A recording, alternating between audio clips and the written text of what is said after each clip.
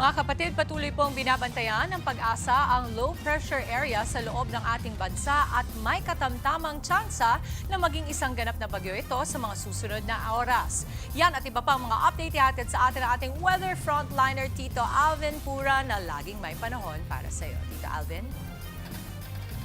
Good morning, Mami Dims, at good morning mga kapatid. Sa mga may lakad ngayong weekend, mag-ingat po tayo sa mga posibleng pag-ulan, lalong-lalo na sa kanlurang bahagi ng Luzon dahil yan sa epekto ng habagat na dumadaloy patungo dito nga sa binabantayan nating low pressure area dito sa eastern section ng ating bansa. Yan po ay huling namata ng pag-asa sa layong 720 kilometers east o silangang bahagi ng Itbert, Batanes, at ayon sa pag-asa nga may katamtaman po yung tsansa para maging isang ganap na bagyo in the next 24 hours at higit pa. At if ever maging bagyo po yan sa loob ng ating area of responsibility, ito po ay tatawagin nating bagyong Pilandok. Pero sa ngayon, hindi natin yan inaasahang maglandfall o lumapit man lang sa anumang bahagi ng ating kalupaan.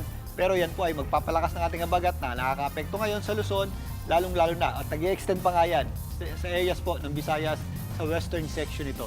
At dahil nga sa ating habagat, meron po tayong mga inaasahang pagulan at yan po ay posibleng umabot sa hanggang 100 to 200 o katamtaman, malalakas at kuminsan intense rains dito po sa mga areas ng La Union, Benguet, Zambales, Bataan at Occidental Mindoro. So mag-ingat po tayo dyan, lalong-lalo na sa mga posibleng flash floods and landslides dahil yung mga areas na yan, yung iba dyan ay po mga kabundukan na kung saan prone po tayo sa mga landslides dahil nga saturated yung ating lupa dyan dahil sa tuloy-tuloy na epekto ng habagat o southwest monsoon.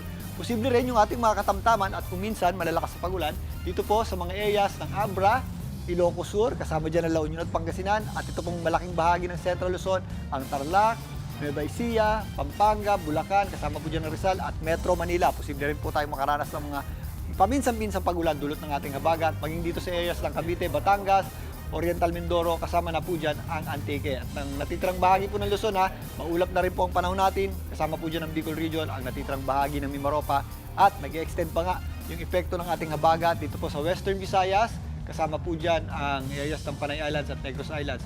At nababawasan naman yung ating init ng panahon sa natitirang bahagi ng Visayas dahil maulap din po yung panahon natin dyan at posible yung ating mga kalat-kalat na pagulan at thunderstorms. Pero again, may kainitan po tayo dito sa area ng Mindanao na kung saan mapanganib na heat index pa rin po yung ating nararanasan. Pero posible po yung ating mga pulo-pulo o yung ating mga isolated na pagulan at thunderstorms dyan po sa areas ng Mindanao, lalong-lalo na pagsapit ng hapon at gabi. At dito nga sa Metro Manila, makakaasa po tayo ng mas maulap na panahon, although sumisilip minsan yung ating araw, mataas po yung ating tsansa ng pagulan sa anumang oras po yan sa maghapon. Kaya sa mga ilakad ngayong araw na ito, ugaliin pa rin po natin ang pagdadala ng payong o anumang pananggalang sa ulan. At sa papasok na weekend, isaalang din po natin ang mga posibleng pagulan dahil sa epekto ng habagat dito nga sa Metro Manila. Bago na po tayo, ang ating araw ay sumikat kani-kanina pang 5:44 ng umaga. Muli po yan lulubog, mamayang 6:11 ng gabi.